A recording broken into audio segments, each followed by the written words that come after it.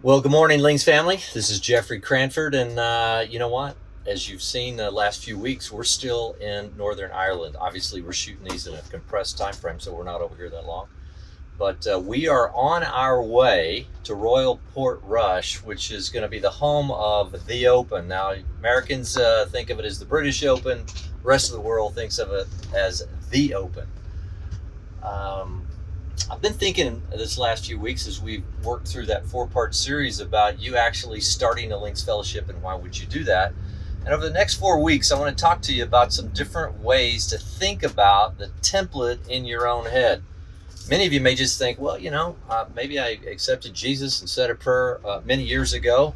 And at the same time, I don't really know what to do after that. I go to church, maybe I give a little money, and I really don't think of my life outside of that construct. I want to take you all the way back to the book of Joshua. The book of Joshua. Now, what's fascinating about this, and many of you'll know this, is that Moses was called to lead the children of Israel out of their slavery and bondage and go through the Red Sea and into the wilderness, and eventually, well, only a few made it through. Joshua and Caleb, you may know the story. Paul in 1 Corinthians 10, the Apostle Paul says, all these things, referring to this Exodus, were written for our instruction, upon whom the ends of the ages have come. Now that's a fascinating insight. What did he mean by that? He said Christ was the rock. Moses was a type of Jesus. Now what's fascinating about that, if you go to Joshua, in Joshua chapter 1, verse 2, it just says, Moses, my servant, is dead. Moses didn't even make it into the promised land. Now what's fascinating about that, most people think of the promised land as being heaven. The promised land wasn't heaven at all. They were going into battle. I want you to think about this for a second. You say, well, what does that have to do with me in the 21st century? I'm just trying to think about maybe being part of a Links Fellowship or something. I think it's great. It kind of helps me a little bit. I want you to think very differently. Listen to what it says. Jesus climbed a mountain 1,500 years or so later. Jesus climbed a mountain and died. Moses climbed Mount Nebo and died, and then he gave the instructions, and that's what we get in the book of Deuteronomy, these kind of final instructions, this repeating of everything that had been stated after 40 years in the wilderness. And then it says this, Moses, my servant, is dead. Now therefore arise and cross this Jordan.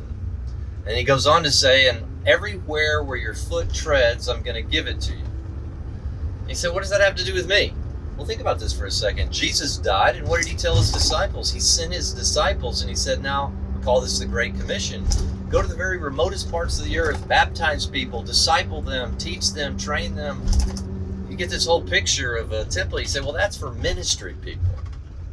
But we're all called to be ministry people. This is a fascinating insight. Once you get a hold of this, we were talking about this the other day with our group here, and it said, you know what?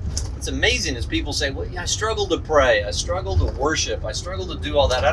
I can't pray for more than 2 minutes. I'll tell you why, because you've never thought of yourself as someone who's going to cross the Jordan and actually take spiritual land from spiritual forces of wickedness in heavenly places. Now, Israel crossed the literal Jordan, went into a literal land, and took literal land from literal enemies as a template for us. Now think about that. Say, well, how would we do that? And that's what we're going to talk over the next 3 weeks. And you're going to have different types of people that are going to emerge that will help facilitate the very journey for you to walk into the destiny that God created you for, and actually a gift, a spiritual gift. So as we make our way through here, sitting on this bus, and it's wobbling a little bit, that's okay. We're gonna talk about some of the facets of things that can help you take a next step with God and actually live out the calling that you have on your life. So look forward to the next 3 weeks. We'll come back next week and talk a little bit more about your journey.